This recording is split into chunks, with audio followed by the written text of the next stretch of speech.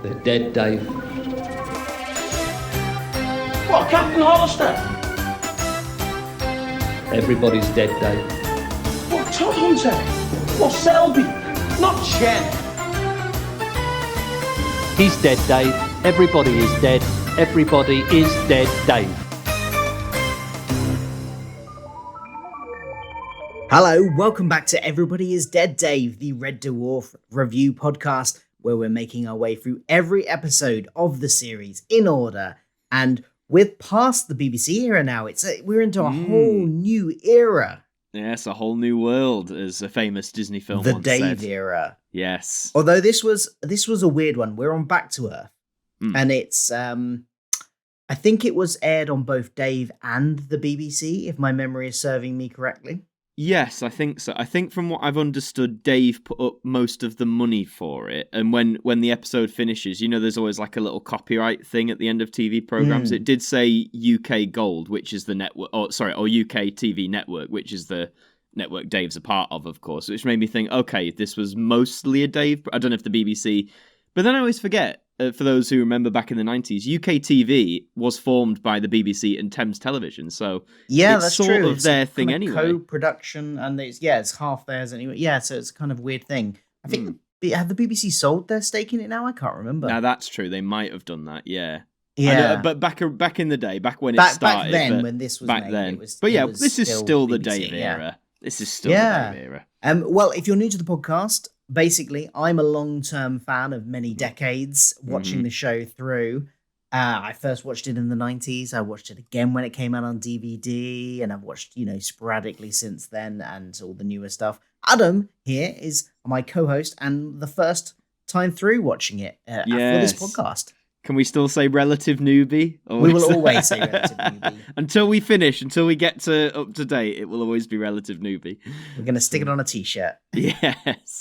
Yes, but no, this is the first time. This is my first interaction with the Dave era, so it's even newer for me.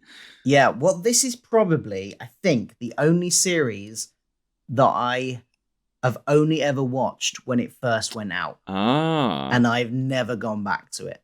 So that's 13 years then, because this was 2009. Yeah, I see. I've not seen it since it first aired. Is there a reason why you didn't go back? There may well be a reason that I didn't go back to it, but we will see. We'll see. Yeah, now, absolutely. there's two ways we could have done this. We could have, because we've got the director's cut DVD and Blu-ray. You've got the Blu-ray, I've got the DVD. And on there is two ways of watching it. You can watch it as one feature-length movie, or you can watch it as it aired in 3 parts. Yes. And because we've done everything else as it aired, we thought we'd just stick with that for now. Yeah. We'll do each part individually, have a different episode on each part, partly because otherwise it would be a very long episode. Oh, yeah, with how the tangents we get onto, we'd be here for hours. I mean, we're going to have to deal with that eventually when we get to the Promised Land. Just you wait, folks. That'll be a bumper one.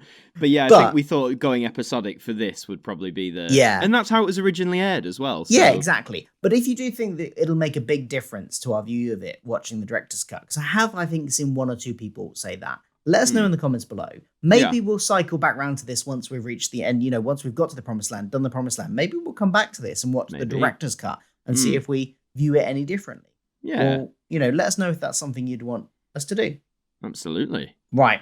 Let's get into it then. So, we get 9 years later, it says. Yes. Now, I don't know if we're meant to think 9 years later since the last series. Or what. But yeah, it's vague, isn't it? Obviously, I think they must have filmed this in 2008 because obviously 1999 was the last. So on that front, I was like, okay, that's it's a cute little way of bridging the time. And we're now in HD, which looks lovely. It does look like, I must admit, like the visuals on the filmed stuff look lovely. Yeah. I'm making that distinction because some of the CGI, a little bit ropey. I'm going to say that first shot of Red Dwarf, yes. or actually the few times they show Red Dwarf in full as the ship, I think actually looks quite nice in this. Certainly more, well, obviously time passes, but it seemed more impressive than Series 7 and 8, at least. I agree, yeah. And they've still got that long ship, which I like, rather than the short, stubby one. And it does look really nice. And this is The ship, I think, must have been where they put most of the money for the CGI, because it does look really good, and it's one of the few bits of the CGI which I think works in this episode. Well, in CG that doesn't work, because the very first thing after that shot of Red Dwarf in space is Lister walking down a corridor, and at first, and please correct me if I'm wrong, Phil, because you know I don't have the best eyesight, but as he's walking down, my eyes were like, hang on, this corridor or the background of it felt CGI to me. Yeah. Are you talking about when we're in there with him, or the bit where we're kind of still outside the ship and we're kind of panning across the windows? When we're panning across the windows. When we're panning across the windows. Yeah, I think a lot of the backgrounds in this episode, or this story, this three-parter, when they're on Red Dwarf especially, are computer generated, they're green screened on to it as well. They're not actually in the physical environment, with mixed resuls. Yeah, I think. Yeah. Sometimes the depth of field isn't quite right, and it just looks odd. Yeah. It looks odd quite a lot of the time, I think, which is one of the drawbacks to this style of doing it. Which is a shame as well, because by 2009, even for TV, I feel TV CGI had got to a point where it was obviously not as good as, Hollywood and stuff, but I feel by then we got to a state where things like that were a bit more subtle, or I mean, what were we on? We're Doctor Who fans. We were on series 4 of Doctor Who at that point, or like the special, the special. We were on the specials. So what big CGI was there in the specials? I mean, Waters of Mars. You had like the Bowie Base 1, and, or in series 4, or the stuff with the cruciform. The big Dalek ship in the finale, and that was all CG. And I don't know. I don't think they ever did. I don't think Doctor Who has done the kind of fully 3D background, because I think this was a cost-saving measure, I think, for them. Yes, because they didn't want to have to build the sets. They didn't want to have to build, all these rooms of Red Dwarf. So they created them digitally instead. Yes. And Doctor Who never did that. They created the TARDIS. They created the sets for most things. They might have enhanced them somewhere with CGI. Yeah, They weren't actors standing in front of green screens, and then it put in afterwards. I will say though, I mean, we'll talk about when we get there. There were some CG shots aboard Red Dwarf that I did actually like quite a lot. I could tell they were CG, but I thought they were. There are shots in this episode that we'll get to that are better than this opening one, looking at Lister through the windows. Let's put it that way. Oh, and while it may not have, the execution and the fact that it was obviously CG, I liked what they were going for with the panning across the windows and traveling down the side of Red Dwarf and seeing Lister go past all these windows and eventually into the quarters.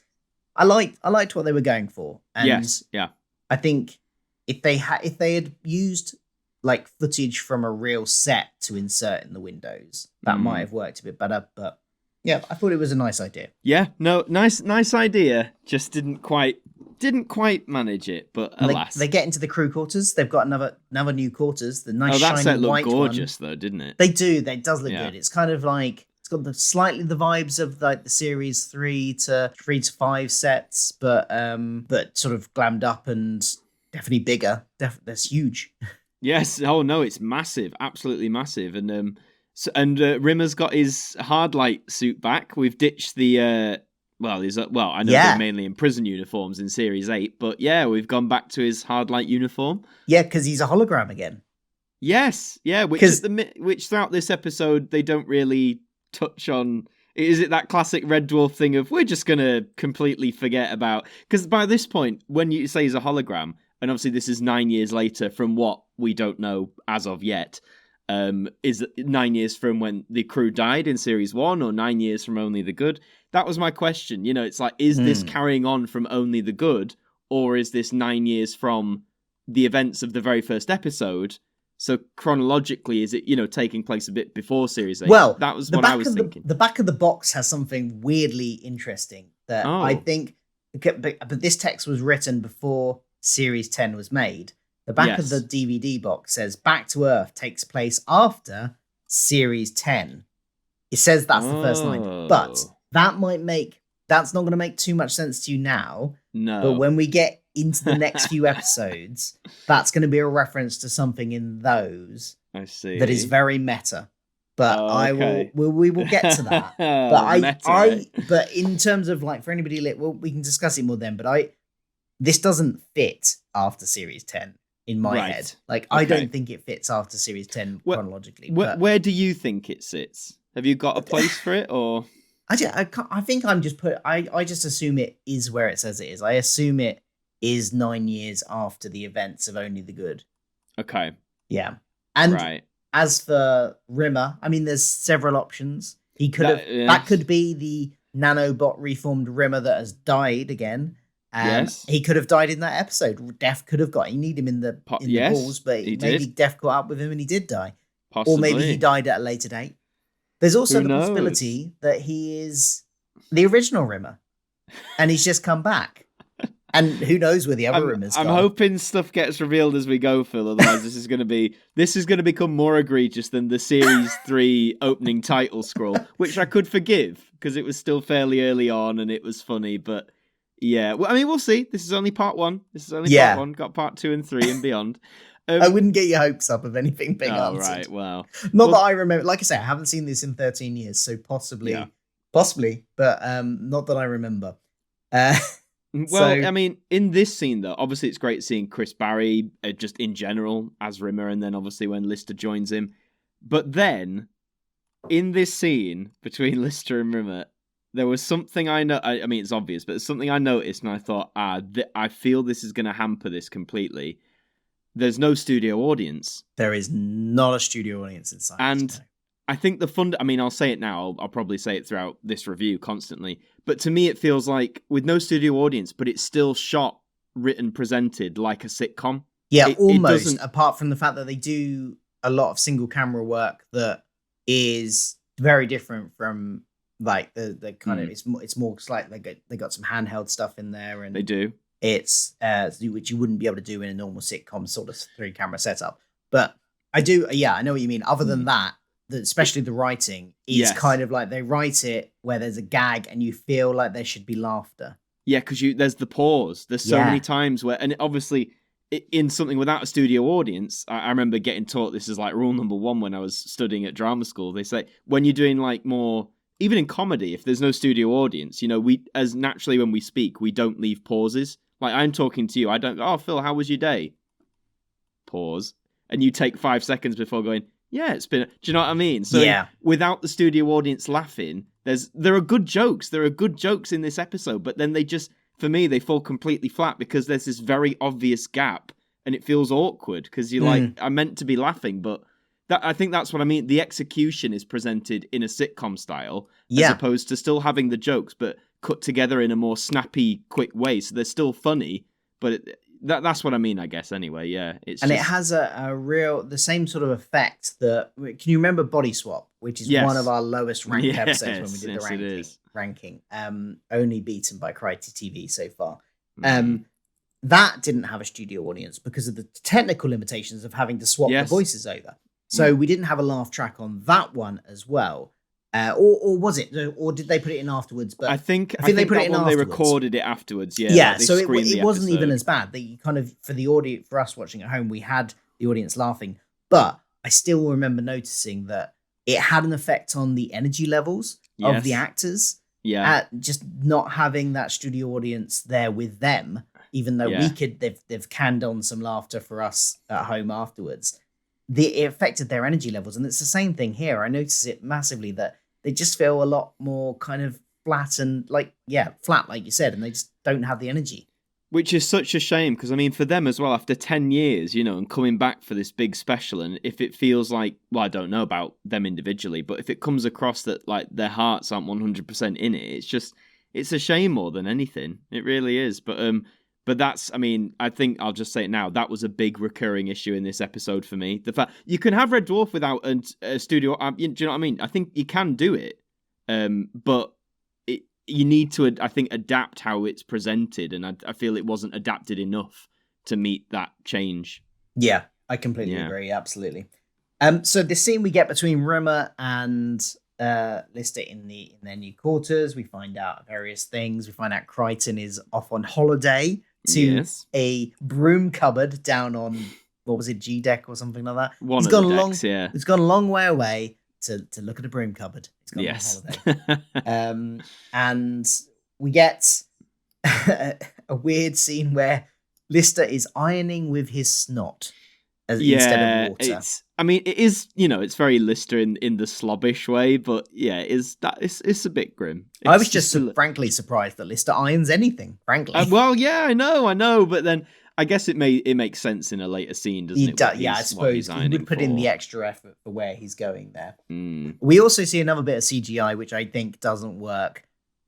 The scutters. I agree. I absolutely agree. I know making them CG, you could argue maybe gives them more freedom for like expression, but then I'd argue the physical real life scutters were expressive enough. Like yeah, maybe it was a cost saving, or maybe they didn't have the original scutter props lying around anymore. But I'm sure they could have recreated them, and yeah, I don't know. But no, I agree. The CG doesn't work for them. It doesn't work. It's so obviously not in the scene. Yes.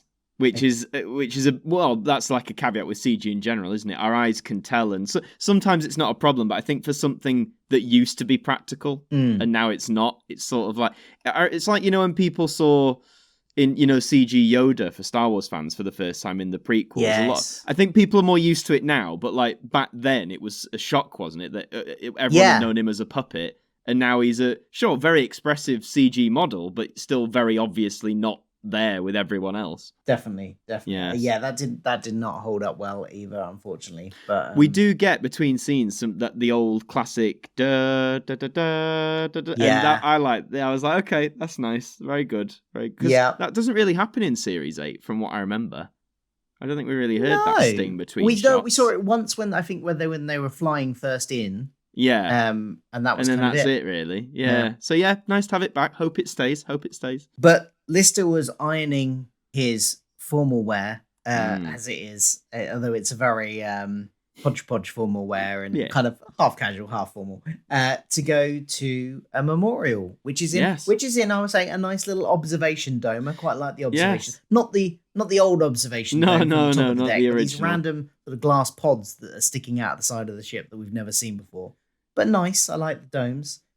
And he's going to a memorial for many dead crew members. That's right. But specifically the one that we're most interested in is Kachansky. And it's Chloe Arnett Kachansky as well, yes. Which then made me think, right, so is this after Only the Good then? Well, it must be. Unless they're just saying they're breaking their own continuity by making her the definitive Kachansky regardless, I guess. Yeah, I think definitely it's after the series we've seen before. It's just how much after, I think. Absolutely. Is the question. And which of the other Dave series is it before or after? That's what's kind of a little bit up for debate. But I wonder if, you might know, but did Chloe Arnett not want to do it? Or was Kachansky never considered? Or I don't know, but it might just have been that she wasn't available, possibly. Possibly, yeah.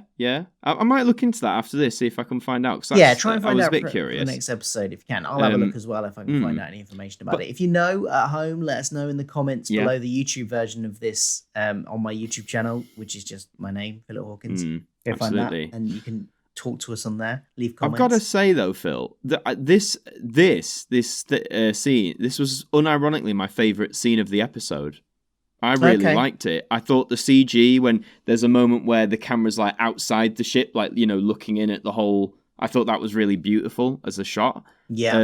I like the fact that Lister gets a genuine tender moment for a second. Like, I thought Craig Charles, man, doing the thing with the Jane Austen, all that. I thought that was really touching and really quite nice. It's not, and yes, I know Kat comes in to sort of lighten the mood, which I'll get to in a sec, but everything up to that I just thought was really nice. And again, I think it just backs up what I've said before. Even though Red Dwarf's a comedy, I do think it can pull off those moments of genuine drama, or stuff without a punchline. Yeah, those emotional moments, and again, it's in an observation dome. Lovely, yeah, and it looked nice as well. But honestly, I'll say it now. Obviously, not funniest moment because it's not funny. But it was my favorite bit of the episode. I just thought Craig Charles smashed it in that because, even when he's been tender before, it's often snatched by like a punchline so quickly, and indeed it is here as well. But I felt he actually got a little nice, decent window to just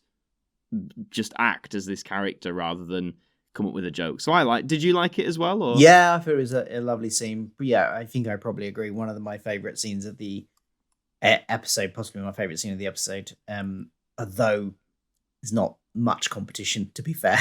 So well, there you go, folks. That's a forecast for that's for what's coming. You're getting a gist of what I think about this episode. We've peaked now.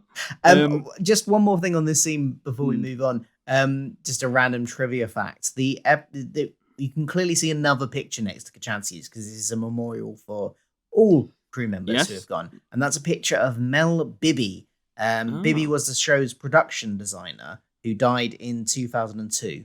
So, he sort of died after the series had ended on BBC. He was the production designer for the BBC series, and so that was kind of like just a nice nod to him. That's a really nice tribute. Yeah. It might have helped. I don't know. Might have helped Craig Charles work the scene as well, because if it's someone he would have worked with and known. Last thing on that scene. Props to Howard Goodall, the guy who does the music for Red Dwarf, because I thought the music that underscored that stuff with Lister it really suited it and really sort of hammered in the feelings that were going round. And I mean, Howard's done it, I think, since day one. Like, he's literally been with the show from the very beginning. So, and it's nice that, because obviously a lot of it doesn't have music, Red Dwarf, outside of like the theme and changing transitions. So I do like it when Red Dwarf actually gets to use proper incidental music for a change. Yeah, definitely. You mentioned Kat. This is where Kat gets reintroduced, looking rather dishevelled. Yes. Very unlike Kat. And that's because we find out later he got dragged into a water tank by a thing with tentacles. So, or as he believes it to be, testicles. Oh yes, as he says, testicles. And then there's Lister comes in and he means tentacles. Yes. Which again, that whole scene felt very Oh God, it underplayed and hardly any energy. It kind of dragged. And again, a lot of pauses for where a laugh track would. I wonder if they filmed it like the bodies. I wonder if they filmed it without a studio audience, maybe intended to put one over it and then decided not, because it just feels. They are professional actors and there's a professional crew working on it. You wouldn't leave that many pauses in an episode that isn't going to happen. Do you know what I mean? It doesn't feel right. So. That's another thing I think I might have to dig into for next week. If this is meant to it'll be interesting because we've said we've watched the broadcast versions. Maybe, I don't know, but maybe they have put on the director's cut. Maybe they have put a laugh track in.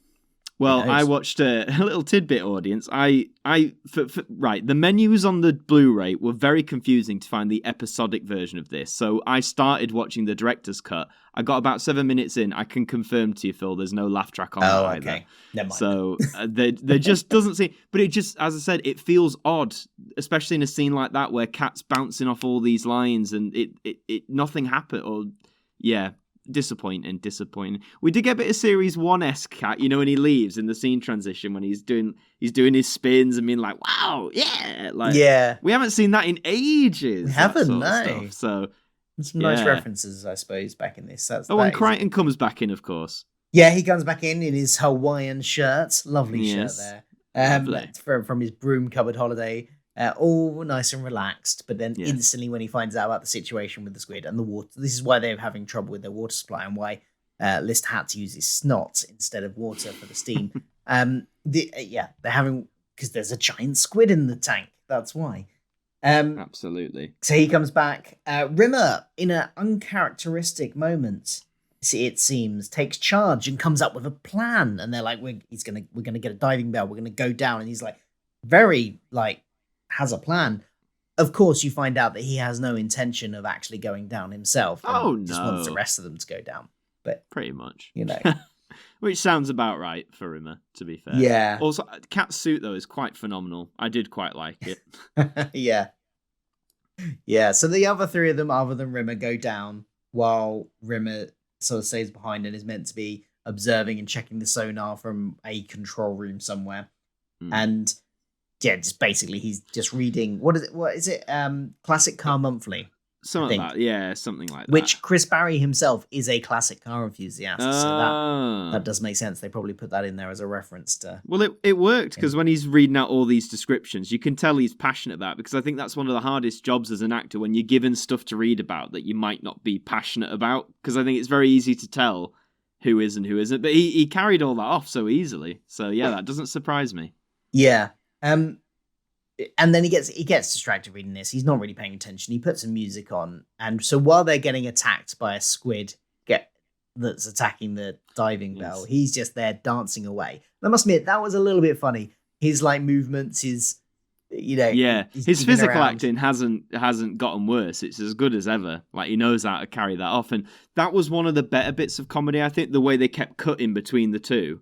That you didn't necessarily need a studio audience for. That was funny on its own. So, but I think that sort of quick editing just should have been the thing throughout, not between different places, but just in a scene, it should have been a bit more snappier, I think, and quicker. But no, this was a good moment. But CG squid, CG tentacles. Let's talk about that.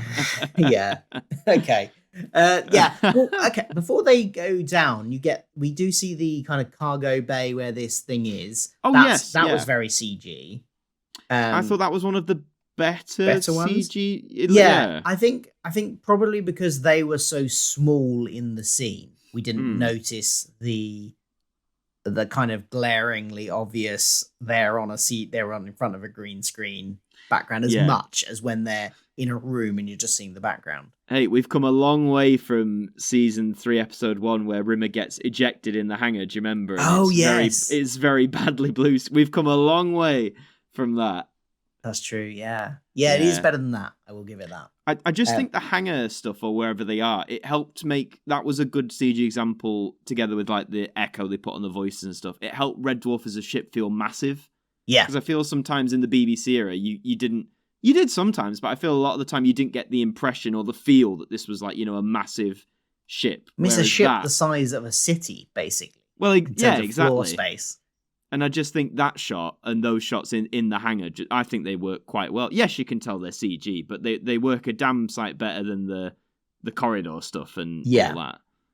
So what do you think of the CGI of the squid, then? I mean, when the tentacles break through and start attacking them, in my notes, I literally wrote, it could have been worse. I think because the camera work is quite fast and that it keeps cutting quite quickly. Again, yes, it's very obvious they're CG, but I think if it had been one shot, prolonged, that would have come across worse. So it's not as bad as I thought it could have been. But what did you make of it 13 years on? Yeah, I mean, no. Other than a few moments, I don't think this, even the CGI we don't mind, the hangar scene, it's still comparatively, I mean, it is of its time. It doesn't hold up massively well. This isn't as good as that. It's fine, I guess, but it's passable. It's just about passable. Yeah. The squid stuff. Just about, yeah. I mean, it's not. It's sits somewhere. It's better than the Scutters. Oh God, yeah. But it's not as good as Red Dwarf the ship. No, but or the observation deck place or anything like that. But it's better. It's a lot better than the Scutters. It's better than the CGI backgrounds when they're in the rooms and things. So it's kind of sits in the middle, I guess. Yeah, tit for tat. Yeah. But when they come back up and they escape the squid and they've got the squid kind of warps out because it's got dimension hopping powers. Yes, apparently. Yeah. But there is a tentacle that has been chopped off that lands and they escape, and then they get up there and suddenly there's a new hologram there to greet them. She has kind of a Russian accent, or at least Eastern European of some kind. Yeah. I can't. Do you know what the name? The name I think they made intentionally long and tongue twisty, so I can't actually remember. But she is. I bet I can find it. Let me have a look. Yeah, beginning with a K, I think, her surname. It's not that long and tongue twisty. It's only Katarina. Oh, is it? What's her surname? Oh, I don't know. Maybe the surname was it. They've only got the first name. Let's go with Katarina. That's fine. Katarina. Yes, Katarina. Played by Sophie Winkleman. Who is also a hologram. Yes. We see quickly. And she's been transported there from another dimension? Is that what she said? Or did she say that? I don't know. At this point, I was like, what's happening? I kind of... And if that's what happened, I missed it because my assumption was that she had somehow been activated because Rimmer wasn't doing his job properly, so she was a replacement. Let's see. Do you know what? You're probably right. That makes more sense. I think it's because very quickly she starts speaking about different dimensions and all that sort of stuff. But who would have activated her? I don't know, because we don't have a Holly at the moment. Very disappointed with that. Where's Holly? Yes. Oh, yeah, that's right. No In fact, Holly. she does make a reference to, not specific, nobody mentions Holly at all in this episode, which I found very weird. But she does make a reference to, or somebody makes a reference to the mainframe computer getting damaged. So presumably that is Holly, and that's why Holly's not there. But nobody ever mentions Holly. It's a shame. Yeah. That is a shame. I mean, who knows? Well, you know more than me. Maybe in the future he will emerge again, but hopefully sooner rather than later. Yeah. I just had a quick look. So yeah, it says she just materializes, a former science officer who just materializes, and none of them seem to recognize. Well, I mean, it's a big ship. There's no. It is. You wouldn't know the entire crew. Crew of over 1,000 people. I mean, I certainly don't know everybody that works at my workplace. No, that's fair enough. Yeah, that's a good point. Good point. So yeah, former science officer, and she's very stern, isn't she? Very right, we're going to do this. We're going to the point. She has a plan. Yes. She's going to help Lister repopulate the human race. Because, why not? Yeah. Oh, there's a scene where between Crichton and Rimmer, which is another one of these she's behind me type scenes, isn't she? When he's been talking about, which we've seen a few times before. We saw this last in series 8 when the captain. No, was it the captain? No, it wasn't the captain. It was Ackerman, wasn't it? Was behind him. Yes, I think in the prison cell, and it worked. I thought it worked really well in that scene, and because of the way that he delivered the lines, and I don't know if it's just because we don't have the studio audience and the energy's down. But it did not work this time for me, this joke. No, and it went on a bit as well. And it's worked with the same actor before, so I know you can do this type of joke and pull it off. But it didn't here. And when you get to the like the bit where he says, it was like your breasts are looking marvelous today, or whatever he said, that to me is like, okay, now we're just pulling for the the shock line sort of thing, which would have maybe been funnier, like I said, had the energy been higher, had it been maybe presented differently. But it's just a shame. It fell a bit flat. It did. But in the discussion with Katarina, is it Katarina? Sorry, or Katrina? Yeah, Katarina.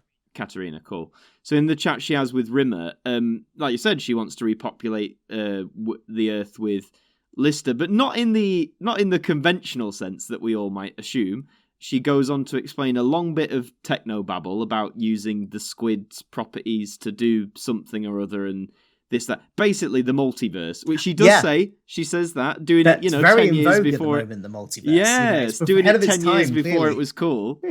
You could argue it's done it even before this, in Series 7 with alternate... Yeah, true, but now they're using the word. The word is cool yes, now. The word was there. I was like, she said it. But yeah, basically the multiverse is what they're going to use to do this task. And she's given Rimmer 24 hours to... she said, like, I'm going to give you 24 hours to, like, sort out your... whatever it was. Is she saying... in that 20, I'm going to shut you off anyway, or you better book up in 24 hours. Or no, I think she's saying you've got 24 hours to, like, say your goodbyes and stuff.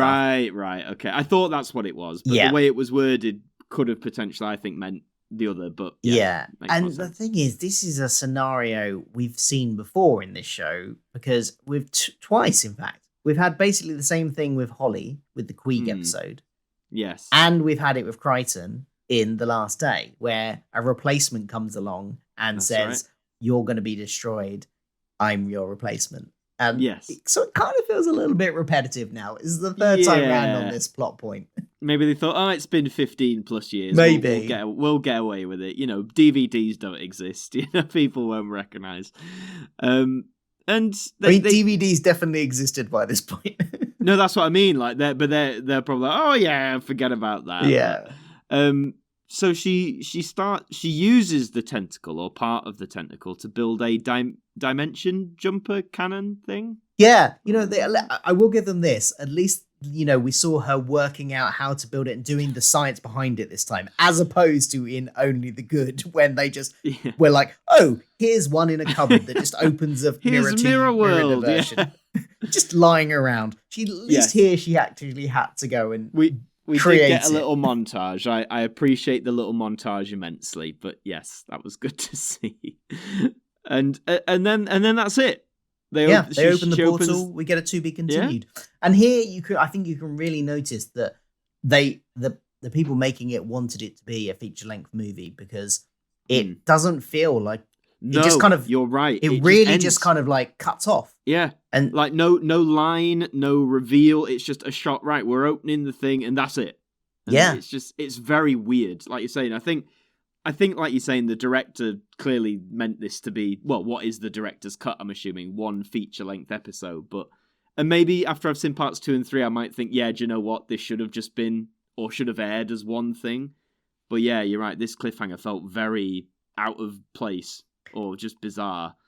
It did. So yeah, that's it. That's the first episode of Back to Earth. So what did we learn? Some nice CGI, some not so nice CGI. Giant squid, and now it's dead. Yeah, Rimmer's replacement. Yes, Russian scientist makes dimension cannon. Yeah, the end. Yeah, but we always pick our favorite character and our funniest moment. There's not a whole lot of characters to pick from here. We've only got 5 in the Hell episode. Yeah, not a whole lot of funny moments either. 6 if you want to count the Scutter, maybe. And I'm not picking the Scutter. CGI Scutter. No. So, who was your favourite character? I'm giving it to Lister. Okay. Purely for the fact, I mean, it's mainly for that little scene in the observation deck when he pays his respects, if you will. Just because, I mean, as an actor myself, even though I know, and I'll say this all the time because I'll get people saying, "Oh, it's a comedy." Like, yes, Red Dwarf is a comedy. I know that's its primary genre, primary focus, whatsoever. All that. But there are loads of Red Dwarf episodes where you can have more tender moments without any comedy, and they don't feel out of place. And this was one of them, which I really liked. And as I said, the music was great behind it. It was shot really well. I liked the setting of this observation deck. I thought Lister with reading the book was really touching as well. The shot of him crying as well, because have we seen him cry openly before at this point? Yes. Yes. Can you remember when? He cried when watching a film. Of course, yes. That's right. At least one time. He might have cried at other times, but he cried while watching a soppy movie. But even again, that was for a punchline, wasn't it? Yeah, and it was very over the top crying. It was like exactly. But this felt was very much genuine. Felt genuine, yeah. And it was. I agree. Yeah, and I like seeing these characters get more. Not somber, because it makes it sound like I want everything to be down, but I like them having a more like real moment, because we do get sad when we're paying respects to people we've lost. So yeah, and just I thought Craig Charles smashed it throughout the episode, the bits he was in anyway. So yeah, I mean there wasn't much to choose from, but yeah, I'm giving it to Lister. What about you? I'm toying between 2. It's either going to be Lister or Katarina. Okay. Because I think she had the funniest moments in the episode, even though there were very few and far between. Yeah. But no, I think actually what you've said there about Lister has persuaded me that actually, I think that scene where he's at Kachansky's memorial bit, it's a very nice bit. I'm going to give it to Lister too. Yay, Lister all around, kicking off the... What about funniest moments? Do you have one? Well, yes, I do. It's far from being like, among the greats of the Red Dwarf comedy pantheon, but the bit where Rimmer starts putting on the music while the others are in the dive bell, just because Chris Barry doing a bit of physical acting is always going to put a bit of a smile on my face, so... And it was, as I said at the time, it was the best use of the comedy, I think, because it didn't need the laugh track. It was cut really well. It's a classic trope you see in like comedy or comedy horror movie.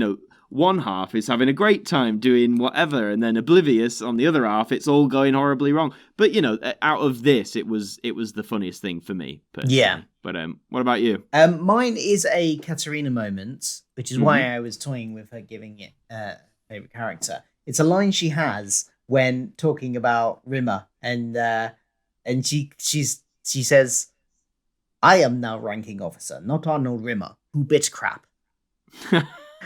Terrible accent there, sorry. Yeah, no, But still. that is the only line in the entire episode. It's the only moment in the entire episode where I actually laughed out loud. Nothing else. The only made me laugh moment. out loud. Oh, that's there were a couple of interesting. moments which I found mildly amusing, like internally, but didn't. But that one actually did make me laugh out loud a little bit. Not much. I'm saying, like, just a a little kind chuckle. of like, just a little chuckle, just a little like. Yeah, an acknowledged laugh. Like, yeah. Whereas Whereas nothing else did. So that has to get my funniest moment, I think. Fair enough. See, we're struggling, folks. We're struggling. Oh yes, right. Moment of truth. What are you giving this out of 10? How many scutters? How many CGI scutters out of 10 are you giving this? I'm giving it a. I feel like I've been generous, but I'm standing by it because I felt it in my gut. I'm giving it a 5. Okay. Because there are good bits in it. Like, it's not without merit, I don't think. Whereas to me, most of, say, Crikey TV felt completely without merit, and still, I think, is my least favorite episode.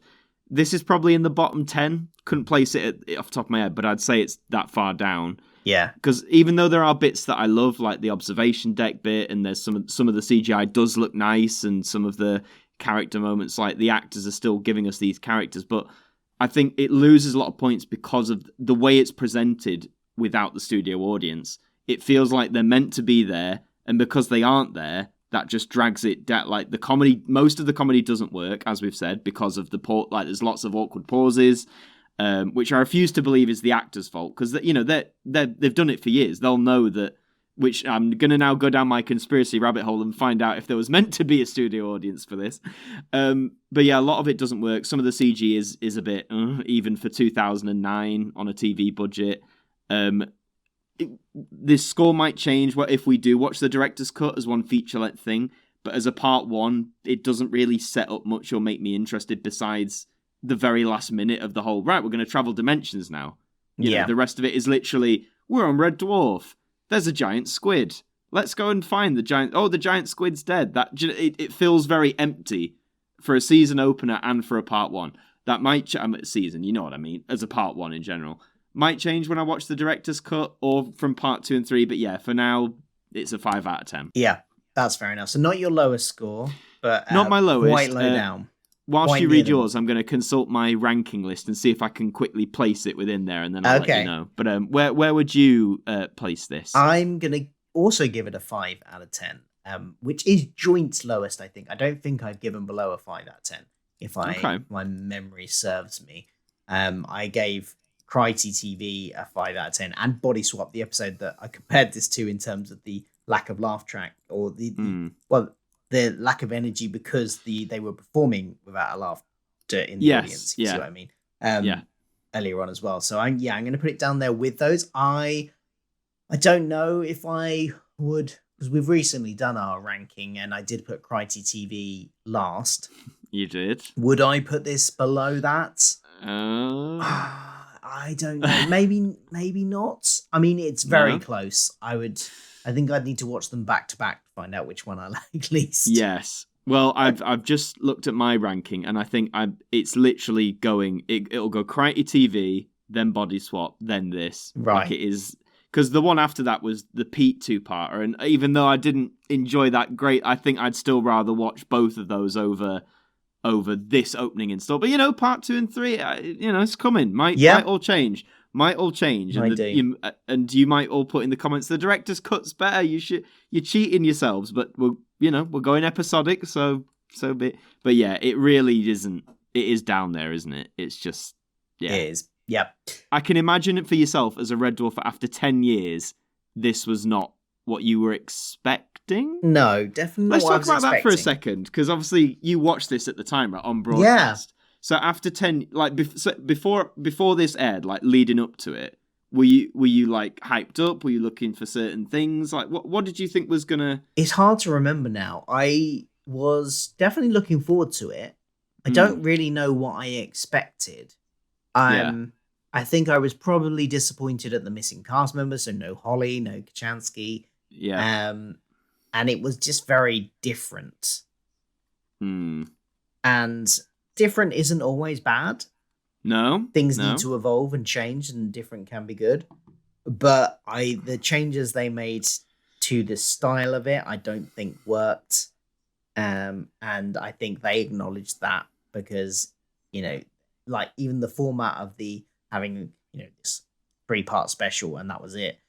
After this, they went back to series again. Yeah. So I think they acknowledge what doesn't work here, and in future series try and address that while still changing. Right, okay. So yes, yeah. It was a little bit of a disappointment at the time. I can't remember if I was like devastated or anything, but it was kind of, I think I was like, oh, right. Yeah. Okay. Sort of a dull landing, yeah, if you will. Yeah. Oh, well. There we go. Will part 2 be any better? We'll find out next week. I certainly hope so. Even just a little bit. Yeah. Yeah, or is it just going to get progressively worse each part? Oh, God. Will we actually give like a 2 or a 1 by the end of it? Who knows? Oh, yeah. Could it be worse than Crikey TV? Well, you'll have to find out next time, won't you? Crikey TV did get a 1 out of 10 from our guest reviewer. So. It did. It absolutely did. And not not a great deal higher from us either. No. No. Well, there we go. That is Back to Earth Part 1. We'll be back next week for Part 2. Of course, we are available to talk to everywhere on the internet. You can find people to talk to. We got a Twitter account for our podcast. It's at All Dead Dave Pod. I have a Twitter account which is at Culture Filter. Filter spelled Philter because my name is Phil. Adam has a Twitter account. I do, which is at Adam Martyn AMTV. You can go and follow us there. I also have a YouTube channel, which is just my name, Adam Martyn, again with a Y. You can go and check out my stuff there. Give us a subscribe. Check out the stuff. Yeah. And I have a YouTube channel as well, which this podcast does go up on. When you can comment on and interact with us on there if you don't want to do it on Twitter about this particular episode. Tell us what you think. Head to there if you're listening to this via Apple or iTunes or podcasts or whatever. Head to the YouTube and give us your thoughts on the episode in the comments below the video. Yeah. We'll be back for Part 2 next time. So see you then. Yes. Goodbye. Bye.